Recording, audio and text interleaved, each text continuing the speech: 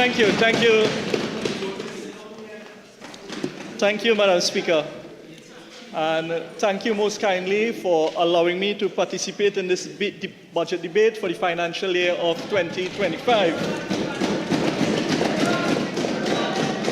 I also want to take this opportunity, Madam Speaker, to... Just 1 minute. I really would like to hear the member for Couva North. Member, proceed. Thank you most kindly once more, Madam Speaker. And Madam Speaker, as I begin, I want to take this opportunity to congratulate the Leader of the Opposition, the Honourable Member for Siparia, for such a thorough, comprehensive and insightful budget response, Madam Speaker, who is here in the chamber doing the people's work, Madam Speaker. Madam Speaker, I also want to take a moment to thank my staff, my research team, those who would have accompanied me on the various site visits, my councillors, aldermen, guest speakers, and everyone who came forward and contributed to our budget consultation, pre-budget consultation in the constituency of Couva North, but also for the citizens that came and participated in the several pre-budget consultations that was held in all constituencies, Madam Speaker. Because you see, Madam Speaker, we on this side, we are led by a visionary and a compassionate leader who understands that when we are to speak in this august chamber, Madam Speaker, we are not just to peddle our personal views, but we are here to be a voice for the voiceless, to stand in the gap, in the defense of that 99% of the citizens of Trinidad and Tobago that this government failed to address the concerns and the issues and the challenges affecting them, Madam Speaker. Madam Speaker, I also want to take this opportunity to applaud all my colleagues on this side who would have previously contributed towards this budget debate. And they would have strategically, brilliantly dismantled this dumb budget, Madam Speaker, this irresponsible budget, Madam Speaker, that was presented by this Minister of Finance. Madam Speaker, before I go into my substantive contribution, I want to take a moment, Madam Speaker, to respond to the previous speaker, the Honourable Prime Minister, who I really thought, Madam Speaker, was going to come to this House to speak about the issues affecting the citizens of this country, the real issues, Madam. You know, usually the member for Couva North could control the chamber when he's speaking. I'm having a difficulty in hearing him. All right, so let's give him the support by remaining here in silence and listening. Member for Couva North. Thank you most kindly, Madam Speaker. As I continue with my presentation, Madam Speaker, I was hoping that the Prime Minister would have utilized his time here to account to the population, to account and tell us, give us some accountability of that $3 billion that has been unaccounted for. Madam Speaker, I thought this Honourable Prime Minister was going to utilize his time to roll out the possible plans that he has to save this economy that is on the brink of devastation, Madam Speaker. Madam Speaker, I thought this Prime Minister was going to come in this august chamber and tell the country some of the issues and some of the plans that he and his regime has for the next 5 years, Madam Speaker. But just like in 2015 and just like in 2020, here we are on the brink of 2025, and this PNM administration clearly has no plans to run this country and to govern the country, Madam Speaker. And they cannot handle the truth. They cannot handle being exposed, Madam Speaker. That is why every one of them on the other side, they ran, they ducked and they ran because they know Couva North was coming to deal with the issues and respond to the Honourable Prime Minister. Madam Speaker, the Honourable Prime Minister, he came here today to tell us and to try and paint a picture of how well the economy is and how rosy the economy is, Madam Speaker. However, just a few days ago, he was telling the country to buckle up until 2027. He said it will be a rough ride. Just a few days. Is it that the Prime Minister is flip-flopping? Does the Prime Minister needs to be checked out? Because something clearly seems to be wrong, Madam Speaker. It was just a few days he was talking about doom and gloom, Madam Speaker. Madam Speaker, I want to take a moment to present to you the facts that the Prime Minister failed to present when he tried to speak on the economy. And I'm going to use, I wouldn't show it here because I didn't seek your permission before, but I am going to read from the Review of the Economy 2024, page 16, Madam Speaker. The Ministry of Finance estimates national GDP to fall to 184,770.1 million in 2023. The lower than initial estimate for 2023 nominal GDP was due to subdued energy prices coupled with a lower inflation rate. Madam Speaker, this review of the economy continues in page 17, and here what is printed here in this book presented by the Ministry of Finance. Ministry now anticipates nominal GDP to expand to 186,269.4 million in calendar 2024. So because of he hearing the expansion in 2024, he is thinking that it is going to increase. But the document continues. It states, in fiscal year terms, nominal GDP is expected to be around 185,894.6 million, marginally lower than the fiscal year estimate for 2023 of 189,323 million, Madam Speaker. Madam Speaker, the Prime Minister came here and tried to play smart with foolishness. The economy, Madam Speaker, continued to crumble under this PNM administration, Madam Speaker. People continue to suffer on a daily basis, Madam Speaker. Madam Speaker, the Honorable Prime Minister came and he pleaded for the support for some of those on this side to treat with legislation. And he said that he was going to come to ban assault firearm. Madam Speaker, with less than 2 minutes, my colleague here who shadows national security, I want to congratulate the excellent job he's doing, the MP for Barataria Sawa. He was able to provide me with the information, according to The Guardian, on the 20th of April 2023, that firearms expert Mr. Barnes says assault weapons already banned in Trinidad and Tobago.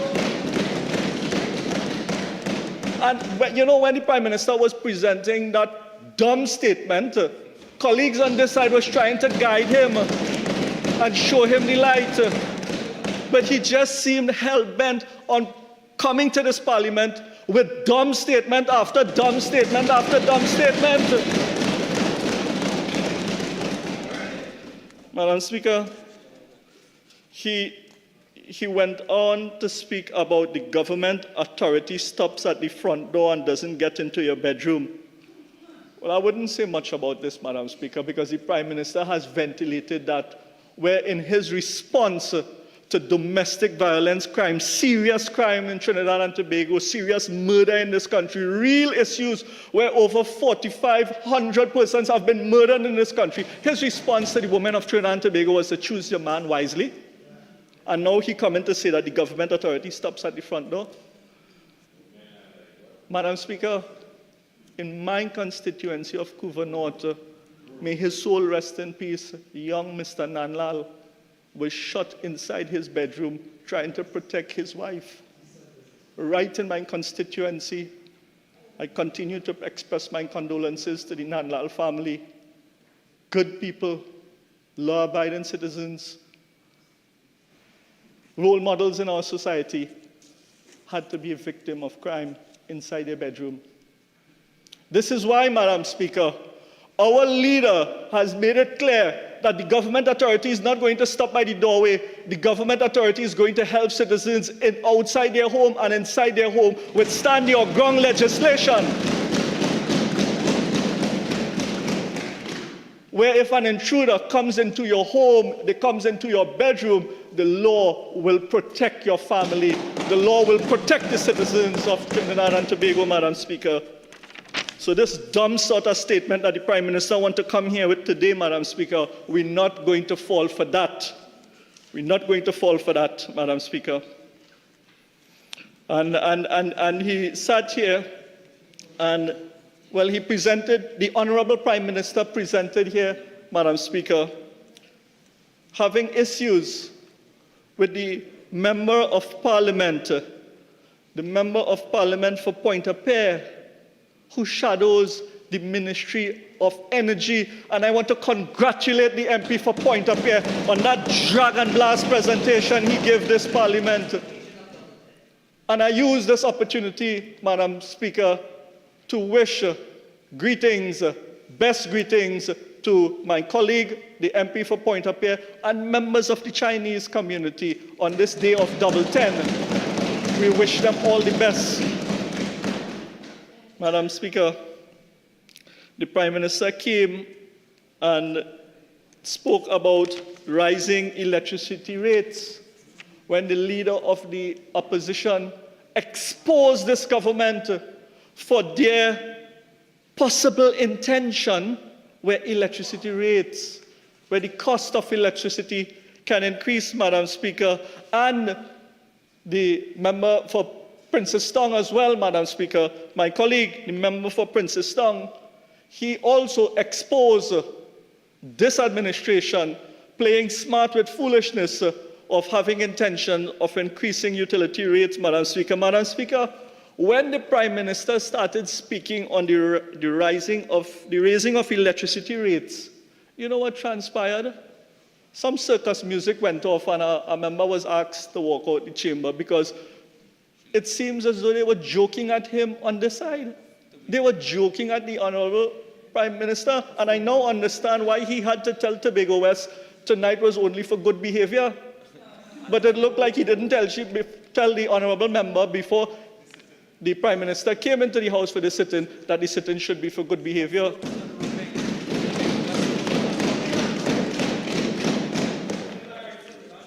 Yes, Madam Speaker, the Honorable Prime Minister went next to speak about property tax. What the Honorable Prime Minister himself referred to as the dreaded property tax. Madam Speaker, the Prime Minister spoke about a waiver which ended at the end of the People's Partnership term in office, a waiver on property tax. This is the same Prime Minister, I recall, who at one point in time opposed his leader on this issue of property tax. This is the same Prime Minister who clearly stated on Hansard that he does not support a single dollar increase or anything like that. $100 was too much for a lot of people. However, Madam Speaker, he spoke about the waiver which expired at the end of the term of the People's Partnership. Couldn't a new waiver be introduced? Couldn't an extension of the waiver be introduced? Couldn't we continue to extend that waiver because we understand the hardship of the population of Trinidad and Tobago, Madam Speaker? Madam Speaker, I want to put on the record that under the leadership of the member for Siparia, the People's Partnership Administration did not collect a single cent in property tax for 5 years.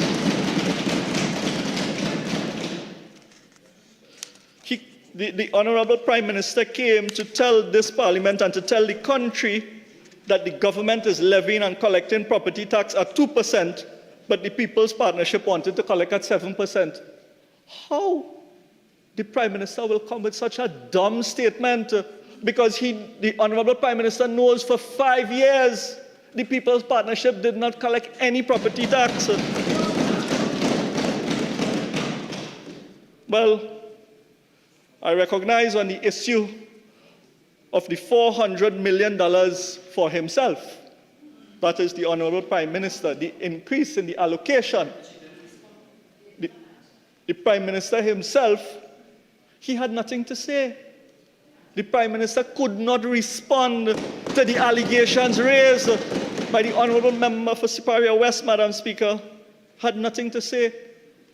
When it is we cannot get schools completed in this country, when it is we cannot get a simple preschool, Waterloo Early Childhood Center, because the Minister of Education talking about funding and we don't have the funding. But here we see Prime Minister allocating an additional $400 million to himself. Madam Speaker, the Prime Minister went into $50 million fetting.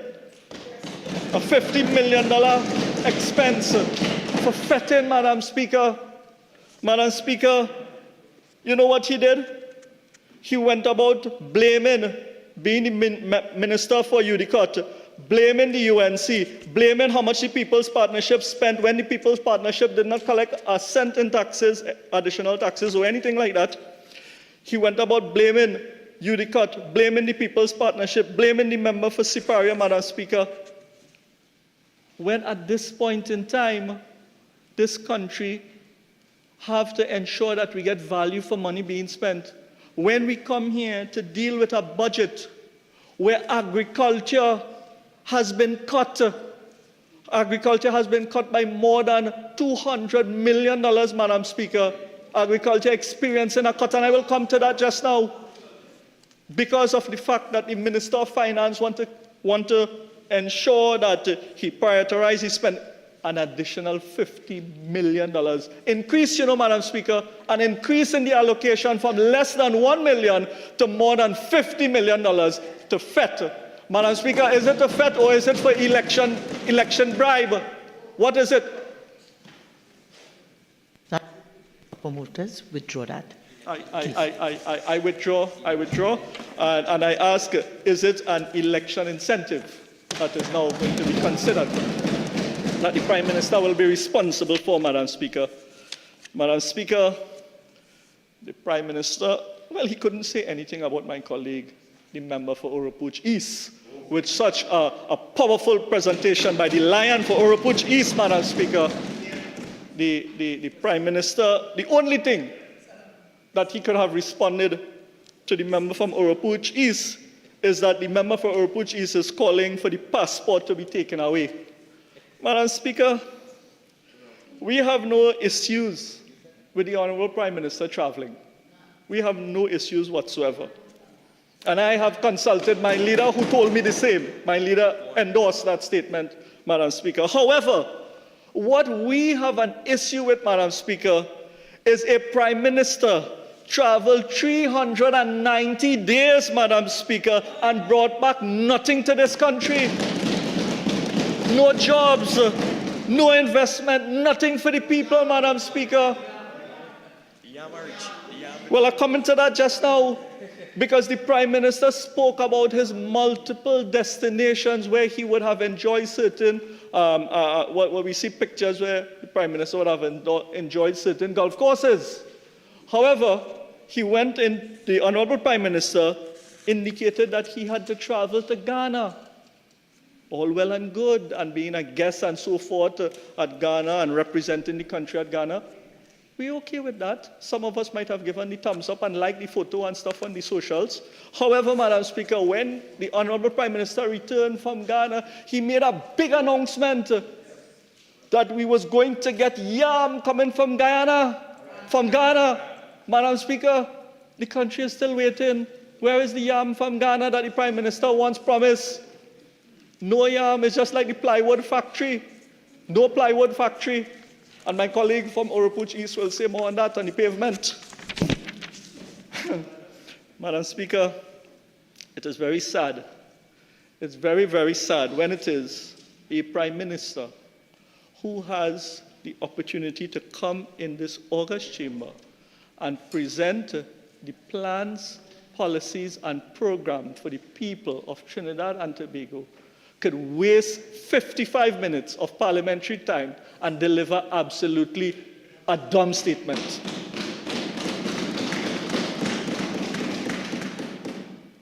in his conclusion, he said that he has a lot to say, but his time is limited.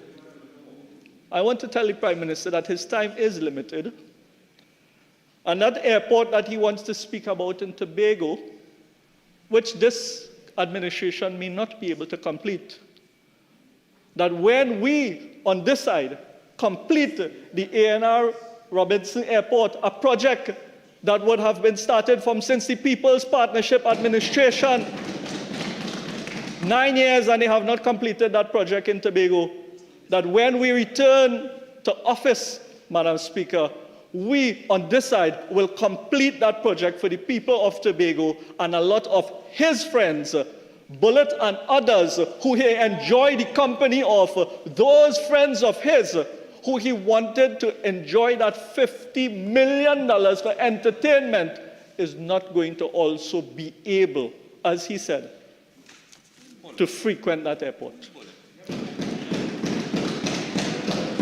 Madam Speaker, I have with me here a file that was passed by my senior, the MP for Urupuch East, a red file, Madam Speaker. I will not display this red file, but I will come to that in a short while as I rebut some of the misleading and dumb statements said from on the other side. However, Madam Speaker, I want to start with education. And I want to deal with some of the statements presented by the Honourable Minister of Education. And from the onset, I once more want to plead with the Honourable Minister on behalf of the constituents of Couva North to please once more open the Waterloo Early Childhood Centre, a facility that was completed, 100% completed by the People's Partnership under the leadership of the Honourable Member for Siparia, because the member understood the importance of investing into children. The Honourable Member for Siparia understood the importance of that early beginning, and we here in Trinidad and Tobago, Madam Speaker, during that period of time, we were recognized by the United Nations for having universal early childhood education, Madam Speaker. Madam Speaker, from the preschool, I want to move into the primary school. And what is happening in our primary schools, Madam Speaker, is really sad. On the 20th of March, a media release from the Office of the Leader of the Opposition, and I want to quote where the Leader of the Opposition indicated, celebrating SEA students' achievements amidst educational challenges. The member for Siparia stated, despite the significant challenges and mismanagement within the education sector by the current incompetent PNM government, these children have demonstrated an unwavering commitment to their education, and each of them deserve to be proud of their achievement regardless of their results. The Leader of the Opposition continues, it is important to reflect on the statistical performance of students over the years to understand the impact of educational policy and good governance. Under the previous administration that I led, and that's the Honourable Member for Siparia, the SEA results were notably higher, with 91% of students scoring 50% or above and 14% achieving over 90%.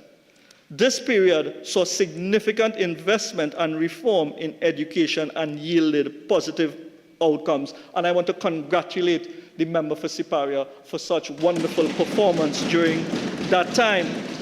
Madam Speaker, however, moving from there and fast forwarding to where we are today, I want to share with you some statistics of what is happening at the primary school level. In 2015, 14.1% scored above 90%. 91% scored above 50%, and only 1.1% scored below 30%. Madam Speaker, in 2016, above 90, we fell from 14 down to 10, 6, 3, 0, 1, 3, 0.7, 2.1. In 2024, Madam Speaker, we fell from 14.1% down to 1.42% of persons graduating over 90. We fell from 91% scoring above 50 down to 57.9%. And we increased from those below 30%, from 1.1, we increased up to 14.39%, Madam Speaker. Madam Speaker, this education ministry is failing our children, is seriously failing our children, Madam Speaker. We have fell from 91% down to 57%. That would have never happened under the prime ministership of the member for Siparia. She would have fired that Minister of Education forthwith. Madam Speaker, continuing with education, Madam Speaker, I want to go to the SSIP 2025, Chapter 1, page 38. Madam Speaker, Ministry of Education estimated total of 25,989 students were enrolled in tertiary education institutions. Fiscal 2024's estimation reflects a consecutive year of decline in tertiary education enrollment and represents a decrease of 53% or 1,464 students less. 1,464 students. Similarly, in 2023, the students' enrollment was an estimated 27,450, a decline of 8.3% from 2022, and for a total of 29,964 tertiary. So, Madam Speaker, over the last few years, we have consistently been falling in the number of our students participating at tertiary education, falling from 29.964, and it was a lot more than that, Madam Speaker, but that's just the last 2 years I'm sharing with you, from 29,000 down to 25,000. Madam Speaker, when we look at the GATE program, Madam Speaker, they have basically closed the gate on the students, Madam Speaker. They have shut down the gate on our students. It's extremely difficult for students to access tertiary education and continue further studies, their masters, their MPhil, their PhD. I don't know what it is this government have against education, Madam Speaker. Madam Speaker, when we look at GATE, as at June 2015, Madam Speaker, a total of 59 persons received funding for that period, 2010 to 2015. That's an annual average for that 5-year period, 2010 to 2015, of 11,921 persons. Madam Speaker.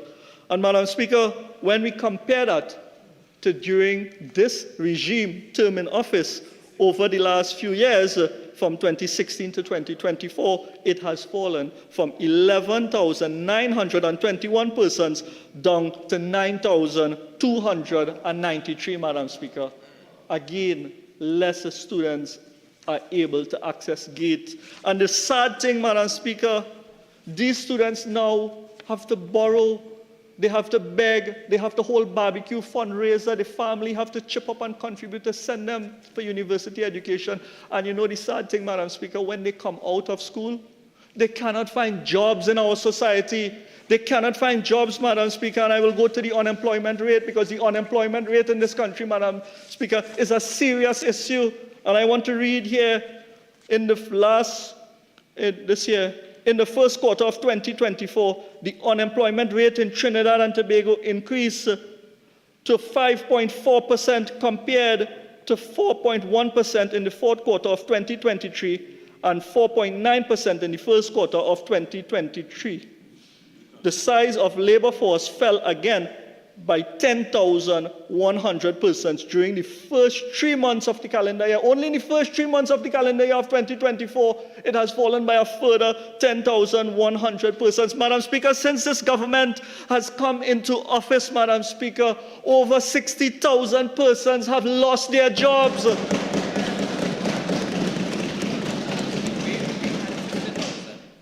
And Madam Speaker, During the period of 2010 to 2015, under the most compassionate prime minister that this country has ever had, there was opportunities being created where over 55,000 young persons were able to get jobs. New jobs, Madam Speaker, new jobs, and I will go into how we intend to create new jobs and new opportunities as we go forward, Madam Speaker, because you hear the poem and the riddle and the motto and the theme of their presentation is where the revenue going to come from. They are bankrupt of ideas on that side, Madam Speaker, but I will tell you where the revenue is going to come from, and I will present to you, Madam Speaker, of where we expect to get that revenue. But I just want to highlight, before I move off the Ministry of Education, the HYPE program for the young people in this country. In 2015, Madam Speaker, we had 771 young persons, according to page 132 of the SSIP document for 2016. We had 771 benefiting under HYPE. You know, in 2024, that same program, how much?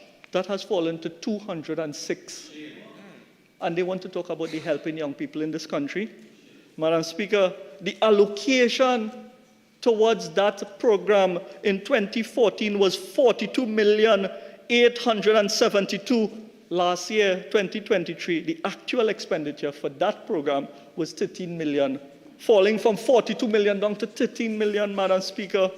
Madam Speaker, when we go to the MOST program under the leadership of the member for Siparia in the year 2015, Madam Speaker, we had 3,210, according to page 186 of the SSIP book. In 2024, page 65 of the SSIP book, only 207 trainees enrolled. The actual expenditure for 2014, Madam Speaker, was $55 million, whereas the actual expenditure for 2023 from 55 million, that MOS program fell to 12 million. Madam Speaker, when we're talking about helping young people and the help loan in education, Madam Speaker, in 2014, that program actual expenditure was 31 million. According to the SSIP, page 192, SSIP 2025, for 2023, the actual expenditure was 3,091,520. So we have fallen from 31 million down to 3 million. The number of beneficiaries in 2015 was 2,233, and the number of beneficiaries for the same program in 2024, 525. Fallen from 2,200 down to 5,200, Madam Speaker. And they want to come and talk about helping youths and helping young people. Madam Speaker, Trinidad and Tobago was once governed by a visionary prime minister who invested into the people and who invested into the youths of our country, Madam Speaker, because we on this side, under the leadership of the membership for Siparia, we recognize that the most important resource of any nation is the resource of human resource, Madam Speaker, invested into our people and invested into our youth, Madam Speaker. Madam Speaker, I have with me here a temporary file. I have a temporary file here, Madam Speaker, that I want to highlight some of the erroneous and misleading statement made by the member for La Hoqueta Talparo.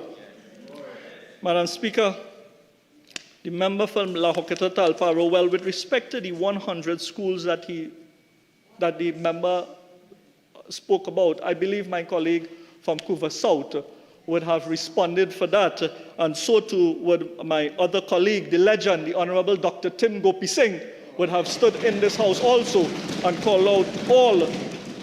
But I want to correct him, it's not 100 schools, it's 106 schools. It's 106 schools, Madam Speaker.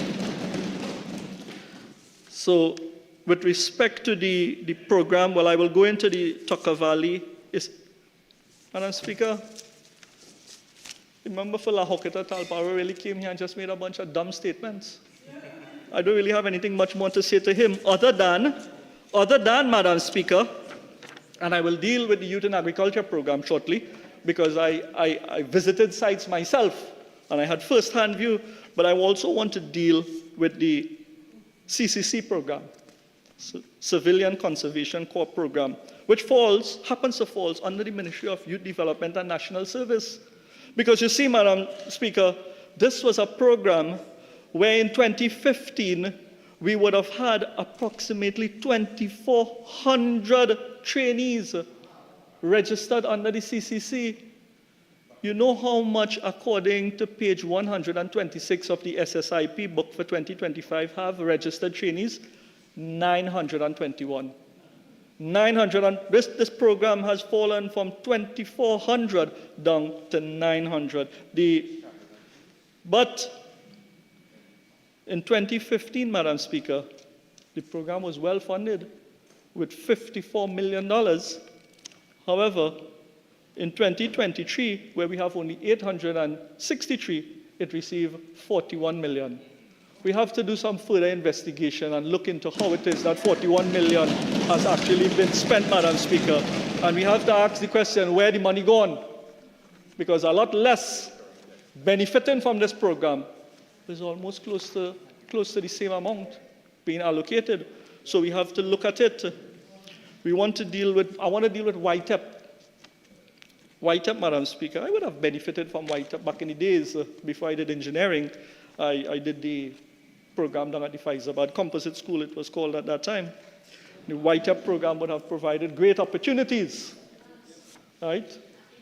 And my good friend, my colleague, the MP for Faizabad, would have also served the good people of Faizabad as a teacher at that school, Faizabad Composite. But Madam Speaker, the YTEP program, which would have benefited thousands and thousands of citizens of this country that can go outside and do a little trade, set up a little small business, Madam Speaker. This was a program that was once invested heavily by the government of Trinidad and Tobago.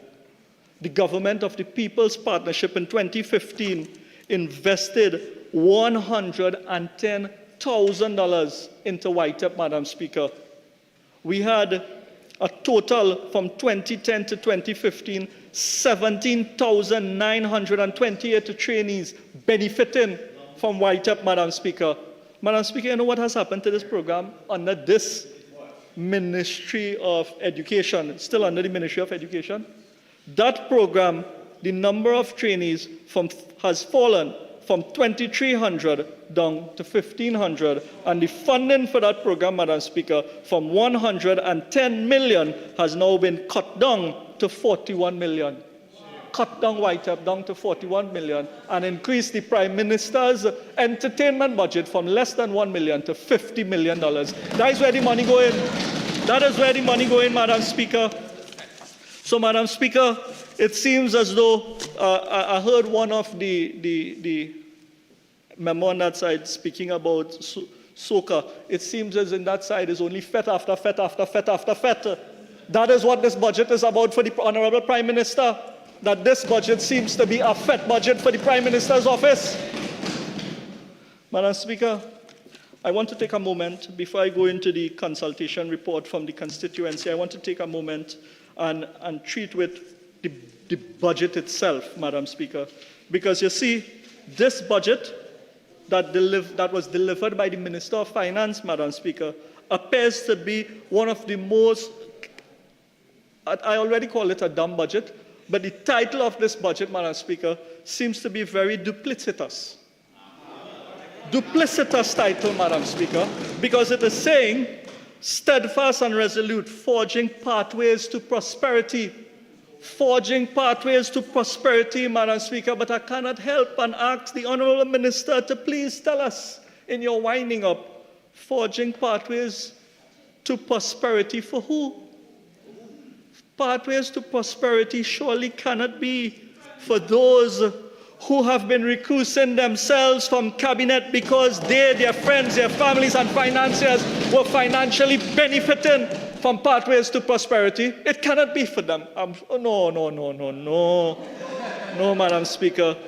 Madam Speaker, forging pathways to prosperity surely cannot be for the 99% of our citizens whose quality of life has been deteriorating over the decade of destruction that they have been experiencing under this uncaring administration, Madam Speaker. It cannot be for that 99%. Madam Speaker, today I stand with my leader, the member for Siparia, and my colleagues on this side as we stand in the gap in defense of that 99% of our citizens. As we dissect this budget, Madam Speaker, we cannot overlook the landscape that this government has devastated during their tenure in office. What was once a thriving environment of opportunity and hope under the previous People's Partnership Administration, led by the Honourable Member for Siparia, has tragically devolved into an intricate web of despair across all societies of our country, Madam Speaker. This administration has paved a perilous path leading to record unemployment, soaring on inflation, and a declining GDP, a trifecta that has decimated the livelihoods of thousands in this country, Madam Speaker.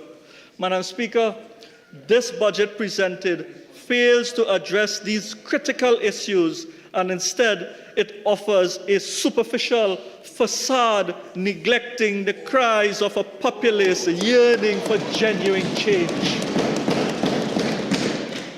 Madam Speaker, as our citizens struggle to make ends meet, to feed their families not knowing where that next meal is going to come from, and to dream of a brighter tomorrow, Madam Speaker, the government seems oblivious, clinging stubbornly to the outdated principles and policies that has only served to penalize, to tax, and to oppress rather than to uplift the citizens of our country, Madam Speaker. Our citizens are not merely dissatisfied with the government's budgetary blueprint. They are disillusioned with years of broken promises repeated year after year after year by this regime, Madam Speaker. And Madam Speaker, I want to go into some of those broken promises of this administration. You see, Madam Speaker... Member, you have 2 more minutes of ordinary time. You're entitled to 10 more minutes after that. Okay?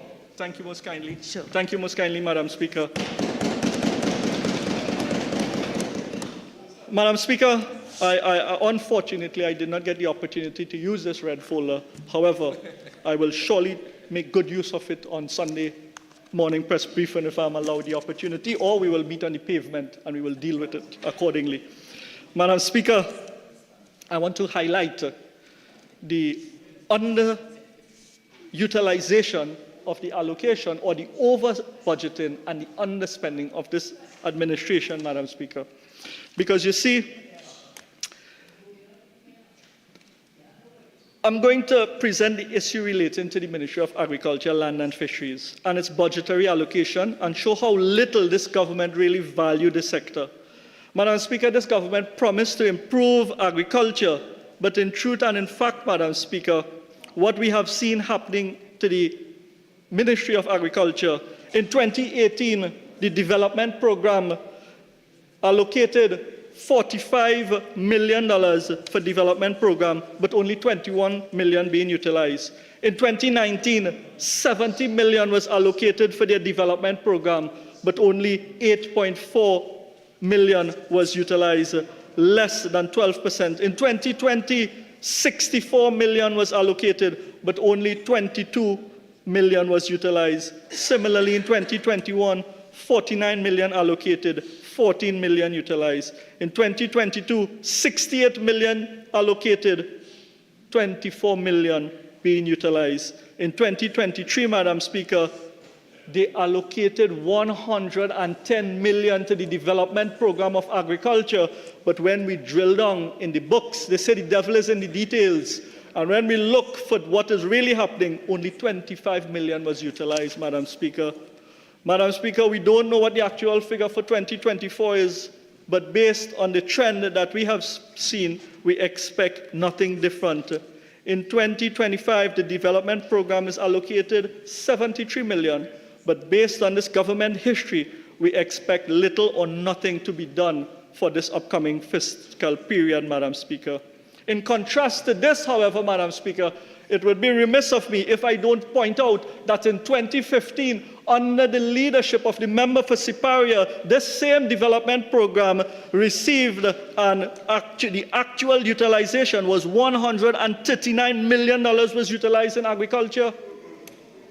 Compare that, 139 million being utilized in 2015, whereas in 2023, only 25 million. Less than 25%, Mr. Deputy Speaker, because that was the last time that this country ever saw real investment on the agriculture and a government who ensured that there was food security here in Trinidad and Tobago, Mr. Deputy Speaker. Mr. Deputy Speaker, there have been several promises made, but because time is of the essence, I will move ahead, Mr. Deputy Speaker, into summarizing the broken promises, Mr. Deputy Speaker. And Mr. Deputy Speaker, this government has delivered a decade of destruction filled with broken promises and empty rhetoric. Year after year, they've given false hope and neglected the agriculture sector, leaving our farmers in despair. What should have been a time of progress has instead become a lost decade under this government, Mr. Deputy Speaker. Mr. Deputy Speaker, despite the claims of investment in agriculture by this irresponsible government, the agriculture sector has now seen a reduction of 258 million in its budgetary allocation. Compared to last year's budget, Mr. Deputy Speaker, that means from 2.4 of the national budget last year, agriculture now receives only 2% for fiscal 2025. Mr. Deputy Speaker, comparing that to our neighbor in Guyana, under the responsible leadership of His Excellency President Irfan Ali, this year agriculture received 95.7 billion Guyana dollars out of 1.146 trillion Guyana dollars. Mr. Deputy Speaker, that represents 8.4% of Guyana national budget being invested into agriculture. That is a country and a government who's serious about agriculture and who really wants to contribute to the food security of CARICOM, Mr. Deputy Speaker, not like what we are receiving here from this irresponsible administration. When we look at our food import bill, Mr. Deputy Speaker, our food import bill has increased from 5 billion to 7.3 billion to 7.2 billion, Mr. Deputy Speaker, and taking a little note from what the president of the Agricultural Society would have said in the media, Mr. Daryl Rampasad, he said a target of reducing the food import bill by 25% by 2025 is clearly unrealistic, Mr. Deputy Speaker, and it's a goal that cannot be met. The Honorable Member Minister of Agriculture, and I took notes, I'm not seeing my notes now, but I took some very copious notes. I'm not sure where those notes are, but that is okay, Mr. Speaker. The Honorable Minister of Agriculture spoke about food security and food prices committee. This government Food Security and Food Prices Committee seems like another election gimmick, another recycled idea from previous failed policies like the Agriculture Multidisciplinary Voluntary Committee, Mr. Deputy Speaker. It's concerning that this committee doesn't even include any farmer on this committee. No farmers on this committee, but they want to treat with food security and so forth, Mr. Deputy Speaker. Mr. Deputy Speaker, I want to move on swiftly to that Agri-Expo, that puppy show that was held outside there, Mr. Deputy Speaker, because you see the farmers are calling that Agri-Expo puppy show as a big people party, because the farmers were left out. Farmers who applied to be part of this Agri-Expo were left out when only big companies were allowed, big boys were allowed, or people that the that the PNM administration is prospecting to become supporters of theirs. They only allow certain persons in that expo, Mr. Deputy Speaker.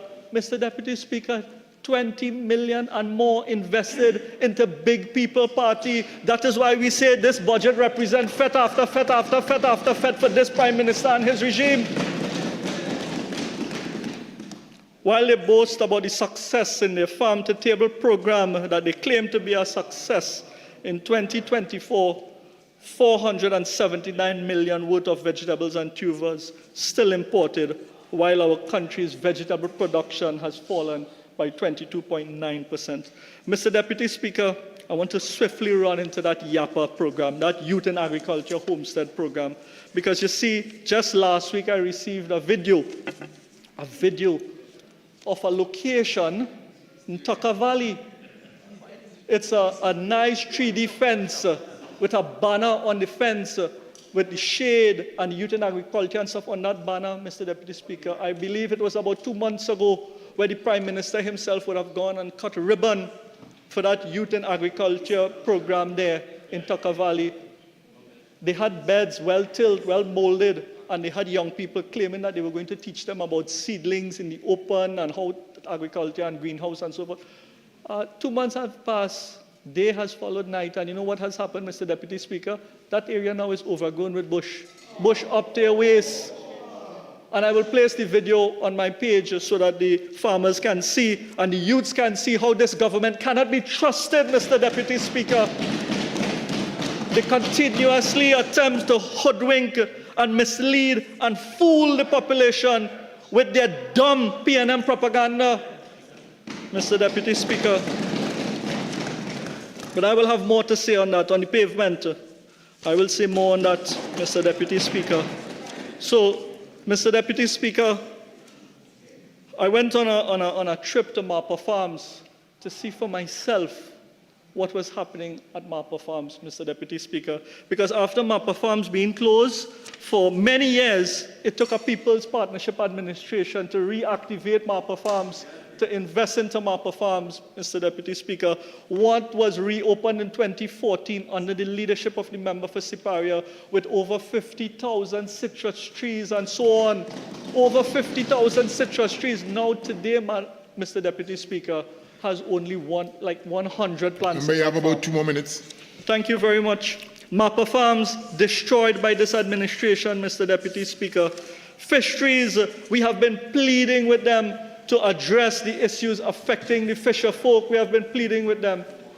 So the issues concerning fisheries has remained the same. It's just that their response also remained the same. Nothing. They have done nothing. The Prime Minister 2 years ago spoke about the fuel rebate. We have been speaking about the fuel rebate. Up to now, no action by this government to deal with the issues affecting the fisher folk. Fishermen continue to be risking their lives. The MP for Oropuch East spoke about how much vessels, they seem to have a fetish with vessels on that side, when the reality of it is the vessels that they would have invested into are all parked up there, and there are no vessels protecting our borders, Mr. Deputy Speaker. Fishermen continue to suffer. Farmers continue to suffer, Mr. Deputy Speaker. I met with the St. Lucille Farmers Group. I met with the Carsonfield Farmers Group. I met with the Felicity and Petersfield, the Exchange Farmers Group. I met with Farmers Group across the length and breadth of this country, Madam Speaker. Mr. Deputy Speaker, I met with farmers across the country, and the issues are all the same. Issues of unkept watercourses, issues of flooding, issues of predial larceny, issues of increased prices for input factors into the agriculture sector, problems with getting subsidies, Mr. Deputy Speaker, problems with land tenure. Mr. Deputy Speaker, if we have to summarize what this budget has been all about, this budget, Mr. Deputy Speaker, has been one of the most dumb budgets the people of Trinidad and Tobago has ever received. And when we hear the presentation coming from the Honorable Prime Minister, Mr. Deputy Speaker, it appears as though this Prime Minister will go down in the history as one of the most dumb Prime Minister the people of Trinidad and Tobago has ever had.